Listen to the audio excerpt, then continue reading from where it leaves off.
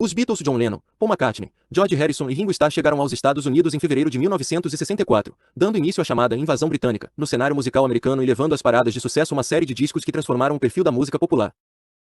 O fato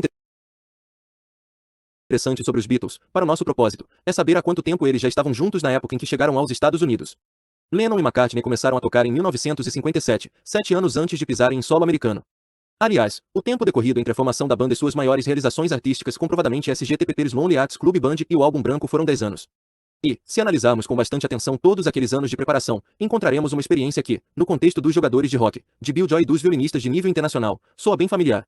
Em 1960, quando ainda era uma banda de rock do ensino fundamental, os Beatles foram convidados para tocar em Hamburgo, Alemanha. Naquela época, não existiam casas noturnas de rock and roll em Hamburgo, somente boates de striptease, conta Philip Norman, autor de Shout, a biografia dos Beatles. Havia um proprietário de boate chamado Bruno, originalmente um apresentador de parque de diversões. Ele teve a ideia de levar grupos de rock para tocar em diversas casas de shows. A fórmula era a seguinte, um espetáculo ininterrupto ao longo de horas, com um monte de pessoas entrando e outras tantas saindo. E as bandas tocando sem parar, a fim de atrair quem passava.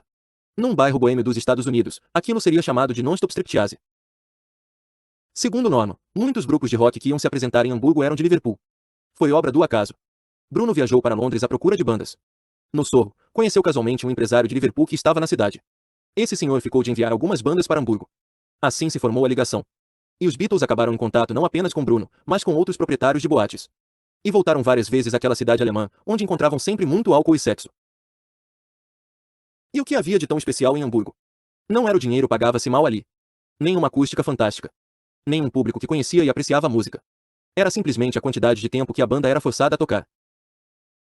Vejamos o que John Lennon disse numa entrevista após a separação dos Beatles sobre as apresentações da banda em Hamburgo numa boate de striptease chamada Indra. Melhoramos e ficamos mais confiantes. Isso foi inevitável com aquela experiência de tocar durante toda a noite. Ter uma plateia estrangeira ajudou também. Precisávamos nos esforçar ao máximo, colocar nosso coração e nossa alma naquilo para conseguirmos chegar ao fim. Em Liverpool, só fazíamos sessões de 1 hora e costumávamos apresentar nossos melhores números, sempre os mesmos, em cada show. Em Hamburgo, como tocávamos durante 8 horas, precisamos realmente descobrir uma forma nova de fazer aquilo. 8 horas. Agora vamos ver o depoimento de Pat Best, o baterista dos Beatles na época. Depois que correu a notícia de que estávamos nos apresentando, a boate começou a atrair mais gente. Tocávamos 7 noites por semana. No início, tocávamos quase sem parar até 00:30, quando a casa fechava as portas. Mas, à medida que fomos melhorando, as pessoas começaram a ficar até as 2 da madrugada na maioria das vezes. 7 dias por semana. Os Beatles acabaram viajando para Hamburgo 5 vezes entre 1960 e o final de 1962. Na primeira viagem, tocaram 106 noites, 5 ou mais horas em cada uma delas. Na segunda, fizeram 92 shows. Na terceira, se apresentaram 48 vezes, totalizando 172 horas no palco.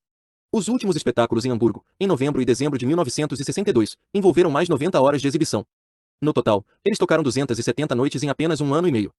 Na época em que começaram a estourar, em 1964, já haviam se apresentado ao vivo cerca de 1.200 vezes. Você tem ideia de quanto isso é extraordinário?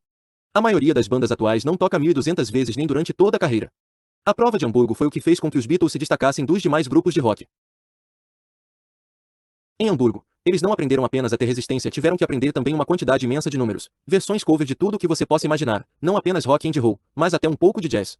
Eles não eram disciplinados no palco antes daquilo. No entanto, estavam tocando de um modo incomparável quando voltaram. Foi a formação deles, explica Norman.